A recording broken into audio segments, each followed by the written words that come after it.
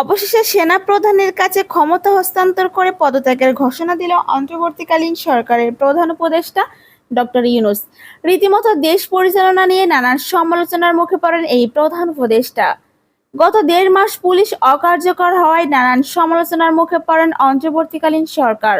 বর্তমানে রাজনীতি অস্থিতিশীলতার অবস্থার মধ্যে পার্বত্য অঞ্চলকে স্বাধীনতার ঘোষণা দেন বিভিন্ন রাজনৈতিক সংগঠন। দেশের অরাজক পরিস্থিতির মধ্যে সেনাবাহিনীর কাছে ক্ষমতা হস্তান্তরের ঘোষণা দেন অন্তর্বর্তীকালীন সরকার। সোমবার সেনা প্রধানের সাথে জরুরি বৈঠকের শেষে পদত্যাগের ঘোষণা দেন তিনি।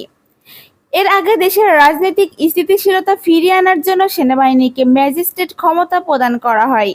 এরই প্রেক্ষিতে কঠোর সমালোচনা করেন বিএনপির মহাসচিব মির্জা ফখরুল ইসলাম আলমগীর। তিনি অন্তর্বর্তীকালীন সরকারকে কড়া হুঁশিয়ার দিয়ে বলেন, তারা রাজনৈতিকভাবে পুরো ব্যর্থ। দেশকে গত ১.৫ মাসের মধ্যে শান্ত পরিবেশ গড়ে তুলতে পারেননি তারা। এরই প্রেক্ষিতে পদত্যাগ করে দেশ ছাড়ার ঘোষণা দিলেন অন্তর্বর্তীকালীন সরকার। তবে এর সত্যতা কতটুকু তা জানা যায়নি, হতে পারে এটা গুজব।